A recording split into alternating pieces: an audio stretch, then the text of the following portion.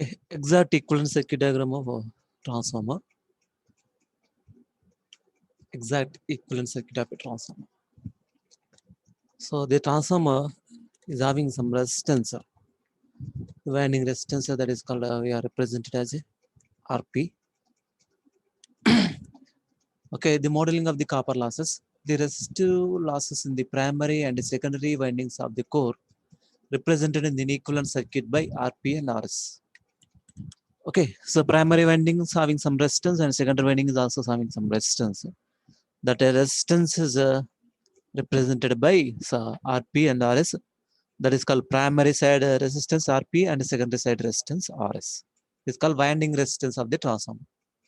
Okay, and next modeling of the leakage fluxes.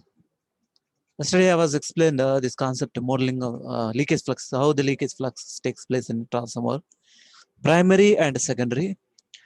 The primary leakage flux in the transformer and also this secondary side also takes place. The leakage flux in a transformer takes place in primary and secondary side, but secondary side of the transformer, the leakage flux depends on load current. The load current is there. Okay, I2 is present, then flux by I2 is present. So because of that, the leakage flux, some amount of flux is not linking to the primary winding. Okay, so that flux is called the some amount of flux is passing into the air. That flux is called leakage flux. Okay, so because of load current, the flux is increasing. That flux is called leakage flux, and it's not linking to the another winding. That flux is called leakage flux. So because of that, then the reactance will be uh, leakage reactance is taken into account. That can be represented as by primary winding reactance is XP and secondary winding reactance XS. Okay, the primary leakage flux is proportional to the primary current IP, and the secondary leakage flux is proportional to the secondary current IT. Yes, primary leakage flux is proportional to the primary current IP. Secondary leakage flux is proportional to the secondary current IC. Represented in the equivalent circuit, that is called XP, that is called pi LP by IP. Okay, so the leakage flux is proportional to the leakage reactance of the primary winding. That's why so we have to take XP in the primary side. Similarly, in excess, that's called secondary leakage flux. Pi LS is equal to the secondary leakage reactance. Okay. So next one, modeling of the core excitation IM, you know well, is proportional to the voltage applied to the core and lags this applied voltage by 90 degrees. So across the winding, the current is always lags the voltage by 90 degrees. Am I right or not? So and is denoted by XM. So like this, the magnetizing core excitation, the modeling of the core excitation, that is current called IM. That is it's nothing but that reactance is represented by XM. Okay, modeling of the core loss current that is called core loss current is proportional to the voltage applied the core and in phase with the applied voltage, that is modeled by RC. That is called watt full component. Because of IW, so you will get some resistance. Okay, it opposes the resistance. The opposing resistance is called RC. Okay, the core loss component RC. This is the primary side and primary winding, and secondary side is so this is called exact equivalent circuit of transformer. Then so it refers to the primary side and refer to the secondary side. So this is the equivalent circuits. All of you verify your circuit diagram, yesterday's circuit diagram. So it is right or not. So the primary side, the figure A, this figure A is represent the equivalent circuit of a transformer. Referred its primary equivalent circuit of a transformer when referred to primary side. So when referred to the primary side, that means the primary side elements this is called. So no changes in primary side elements, only changes in secondary side elements. Okay.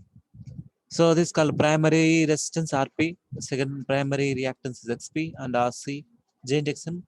So as it is, there is no changes in these three elements. There is a changes in secondary side elements, so that is converted into primary side. So refer to primary side. That's why A square into RS and J into A square into XS. and current will become, secondary current will become is by a. Understood? And the voltage a times of vs. This voltage is nothing but a times of vs. And when referred to the secondary side, the exact equivalent circuit is referred to the secondary side. Okay, so this primary circuit is this total primary circuit is converted into the secondary side. That means here winding. So this is winding, here winding, here winding is okay, here winding is placed. The when this is converted into the secondary side, the primary voltage become, okay, so Vp by A. Vp dash is equal to Vp by A. Primary voltage by A terms. So we will get when referred to the secondary side. And similarly, current on primary side, that is called A in terms of Ip. You know relation. V1 by Vt is equal to N1 by N2 is equal to I2 by 1 is equal to A. Now, so based on that relations, you will get this type of currents and this type of voltages. And this the primary side will become 1 by A square. Okay, when it is converted into secondary to primary, so multiplication of A square, multiplication of turns ratio square. Okay, when it is converted into the secondary side, that it will become by A square. Okay, so the secondary side elements are as it is, no changes. Rs and J into Xs are no changes, and it is called Vs and secondary voltage, and this is called secondary current. There is no changes in so voltage and currents, but only changes in the primary side elements when it is converted into the secondary side. So the primary side is converted into secondary side, so that will happen Rp by S square and XVB by S square, primary reactance by X square. Similarly, this is resistance now RC by S square and J into Xm by S square. So like this, the parameters are changing from when it is converted to secondary to primary and primary to secondary. So this is exact equivalent circuit of transformer, and then this is the approximate equivalent circuit of transformer. Approximate equivalent circuit of transformer. So when it refer to the primary and secondary side, so we'll get like this. So this is so we are represented as an equivalent reactance, equivalent resistance, and equivalent reactance we have to take. Okay, so that's it. So I'll provide this PPT so you can prepare yourself. So transformer voltage regulation and losses and efficiency. So voltage regulation is nothing but change in no load voltage to full load. Change in voltage from no load to full load. It's called with respect to full load is called so regulation. So there is nothing but change in voltage from no load to full load. Okay. When a transformer is loaded with a constant supply voltage, the terminal voltage changes due to voltage drop in the internal parameters of the transformer. Okay, the internal parameters are nothing but resistance, inductance, winding, transformer winding resistance. Okay, winding reactance, that is primary and secondary resistance and inductive reactance. Okay, I've already explained the parameters, transformer winding resistance and winding reactance. Okay, the voltage drop at the terminals also depends upon the load, its power. Okay, understood.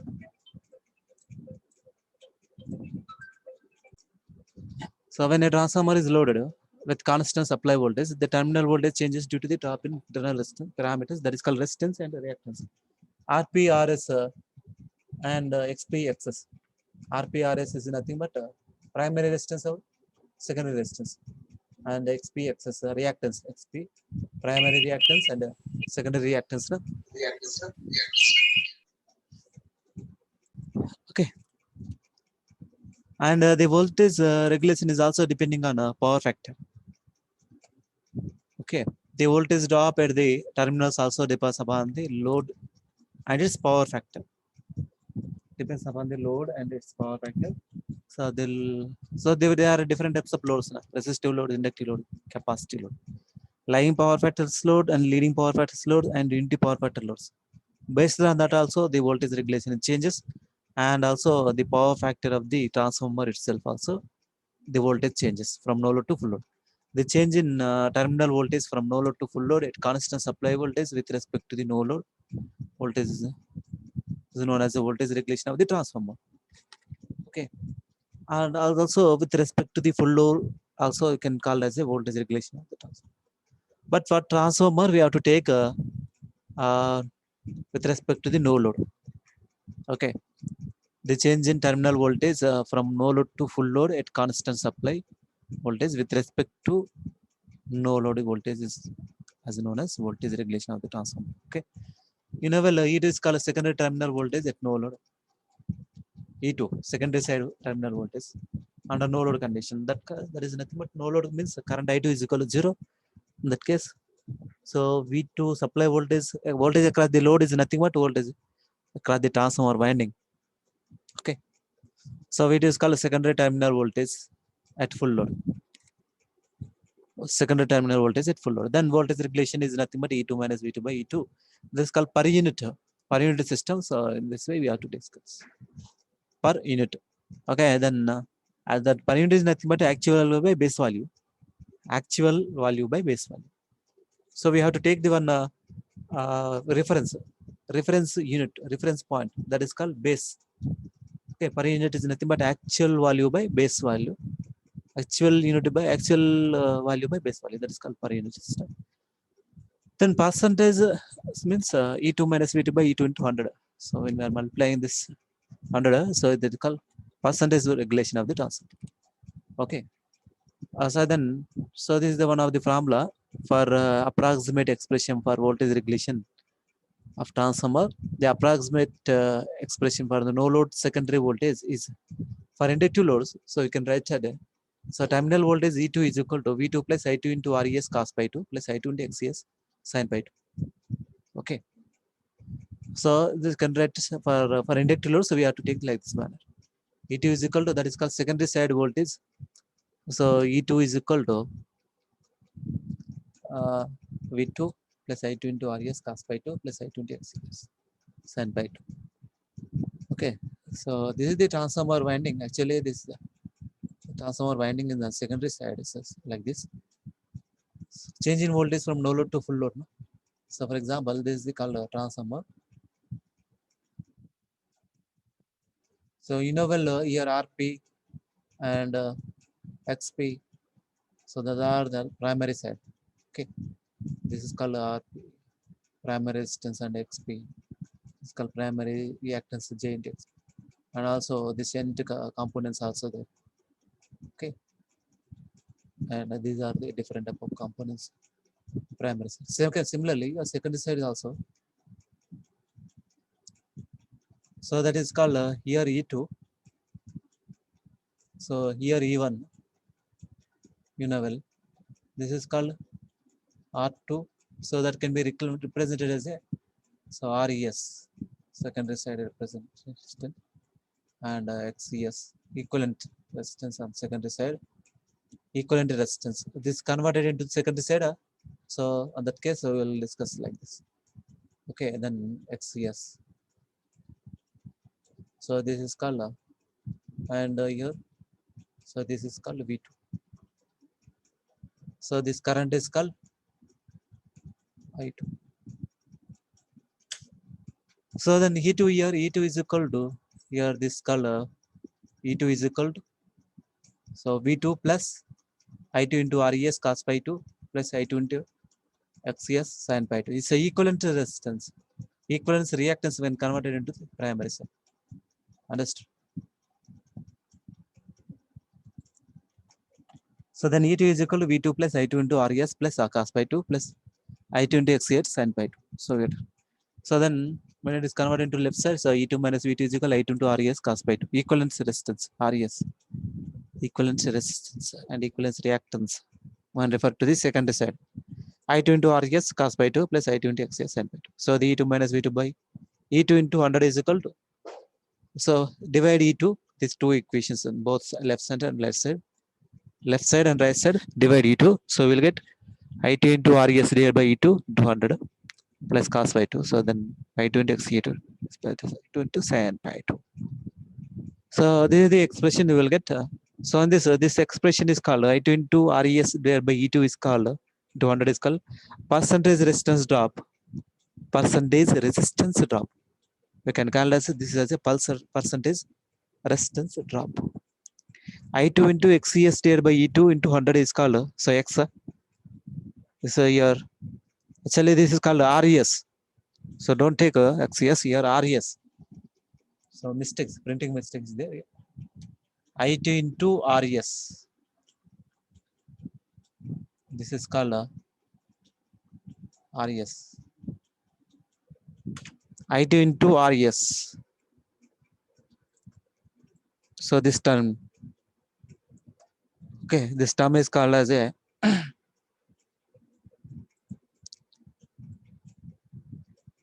percentage resistance drop. Understood? IT into RES divided by E2 into 100. This term is called percentage resistance drop. And this term I2 into, this is called I2 into XCS. It's not minus. I2 into, this is called I2 into. So this is called I2 into XCS. Understood? I2 into RES by E2 into 100 is called percentage resistance drop, and I2 into XCS divided by E2 is called into 100 is called percentage reactance drop. Then percentage resistance is equal to percentage resistance drop into cos by 2 plus percentage regulation. Not resistance. This is called percentage regulation is equal to the percentage regulation is equal to percentage resistance drop into cos by 2 percentage reactance drop into sin pi 2. It's called so percentage reactance. Sometimes in problems, so you may give so like this percentage resistance drop in the question. They may give so percentage resistance drop and percentage reactance drop and also power factor, and then find the voltage regulation of the transformer. So like that they will ask the questions in exam. Okay. So in that case, directly by substituting the percentage resistance into cos by 2 and percentage reactance into sin by 2. So then we will get to the regulation of the transformer. Okay. Similarly, the percentage resistance resistive loads. This is for inductive loads. No? So inductive loads. For resistive load, what is the power factor? Unity. No? Power factor is unity for resistive loads. You know well. Power factor is unity for resistive loads. That's why cos pi is equal to 1, then sin pi is equal to 0. Am I right? That means this term is equal to 0. This term I2 into XCS into sin pi 2 for resistive loads. The resistive loads cos pi is equal to 1, the sin pi is equal to 0. Okay, that means for resistive load, percentage regulation is equal to percentage resistance drop. For resistive load, percentage regulation is equal to percentage resistance drop. Only percentage resistance. That is called I2 into RES divided by E2 into X into 100 into cos pi 2. This only this term. Only this term we will get. Okay, based on that, this term only. So we will get the regulation for resistive loads. Understood? Per capacitive load, percentage regulation is equal to, so only so difference is here minus. Only difference is here minus. So percentage resistance drop into cos pi 2 minus percentage reactance drop into sin pi 2. This is for resistive loads. Understood? This is for resistive load, percentage resistance, percentage regulation for resistive load is equal percentage resistance drop. That is called I2 into RE2 into by E2 into 100. This is called RE2 and RES. And then here also the percentage regulation for capacitive load is nothing but, so only one thing is different. Here for inductive loads I2 plus and capacitive load is minus. Only one thing is different. Only one difference is called minus. Here plus for inductive loads and minus for capacitive loads. Understood? So then next losses in a transformer, you know well losses.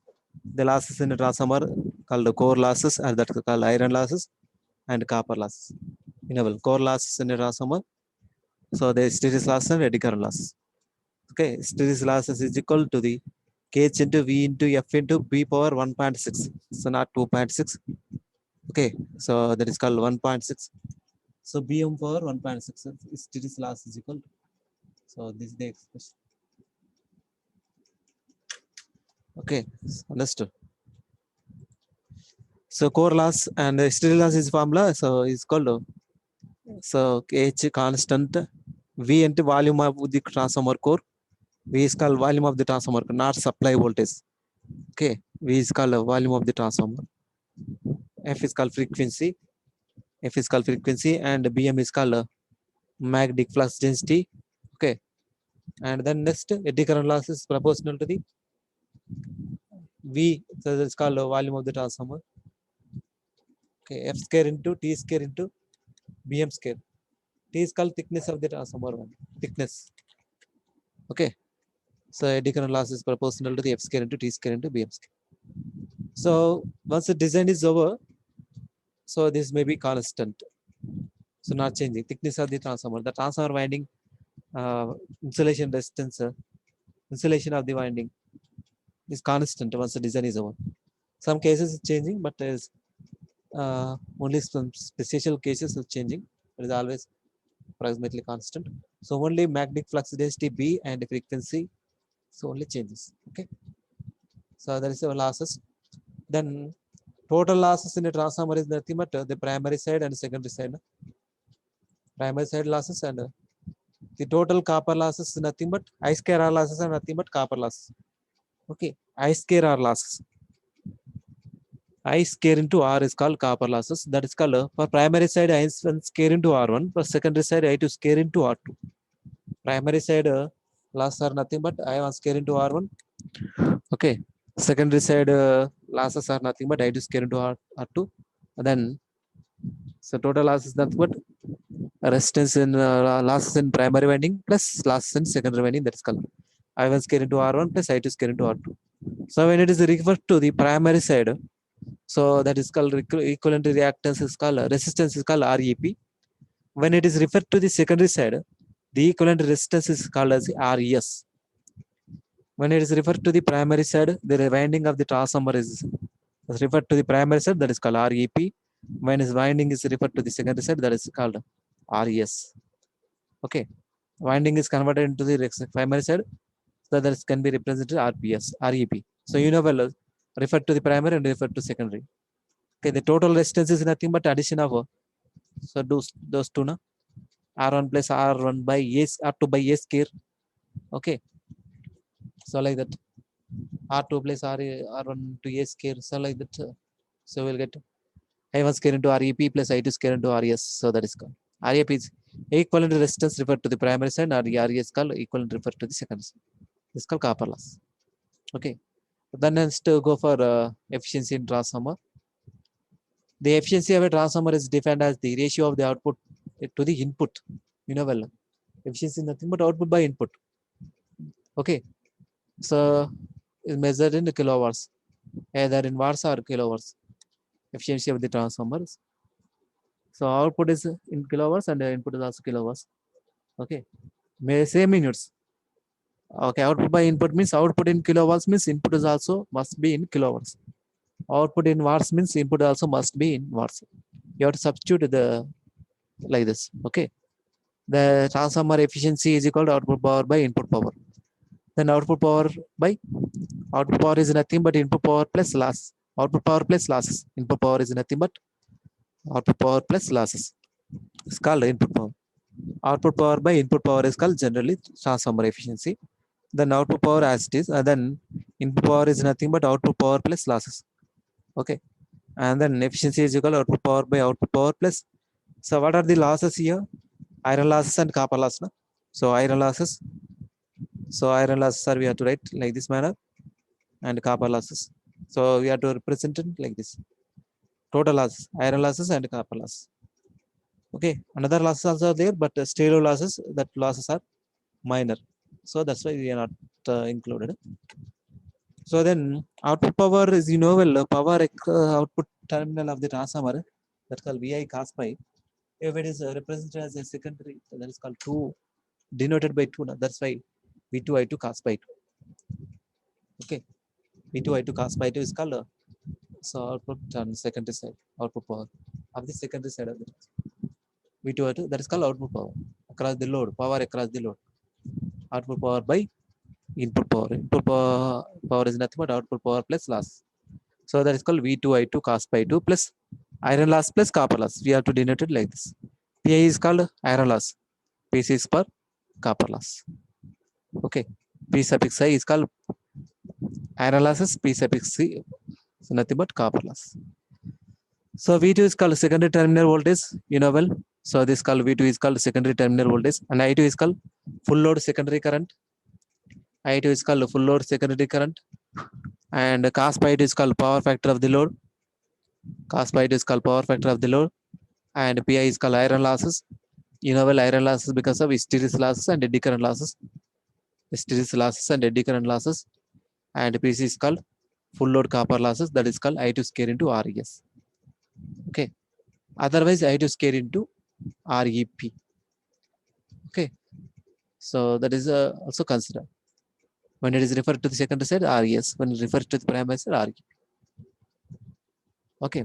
Then if X is the fraction of full load, the efficiency of the transformer is the fraction of is given by the relation. And X is the fraction of the full load. The transformer is not operated full load at always. Okay. For example, in morning session, so the load on the system is less. Okay. So that's why transformer is not operated full load. But in afternoon session, all loads are switched on in a transmission and distribution system. That is called fans, TVs, fridges, all are operating. That's why the load is changing. And also evening is also the load is maybe changes. But during the night time during the night time, the lights are switched off. Okay. So this load is on the system is less because of lights are switched off, and also industries are not working in night time. The load on the system is changing. That's why the load side, the load is not constant on the system. That's why. So we have to take X fraction. Okay. X into output at full load divided by X into output at full load plus Pi plus X square into PC. So this X is a fraction of full load. That means X is depending upon load current. Okay. Load current. That's why it is also is a changing with the term with the X square terms. The copper loss is called I square loss. Na? That's why load is depending on the load current. Okay, if the load is increases, current is increases. That's why we have to take X square fraction X square.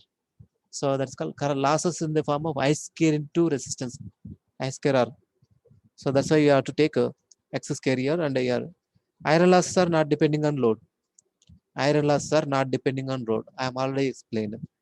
Okay, iron losses, that is called hysteresis losses and eddy current losses, are not depending on load. Even if the current is changing, iron losses and hysteresis iron losses are not changing. That is called hysteresis losses and eddy current loss. Hysteresis losses are depending upon a type of material, and eddy current losses are depending upon insulation of the material transformer. Okay, insulation. So in a transformer, that means that's why. So we have to take as it is. It's not depending upon the load. So output power is depending upon load. That's why we have to take X into output at full load. X into output at full load plus iron loss is not depending upon load. That's why. So just only we have to take iron loss, but it's depending on load current. That's why X square times of PC. The X into output power is nothing but V2 I2 cos pi 2. Then X into V2 I2 cos pi 2 plus Pi plus X square times of I2 square into RS. The copper loss are vary at the square of the fraction of the load. Copper losses, the copper loss vary as the square of the fraction of the load. That's why we have to take like this. Condition for maximum efficiency in transformer.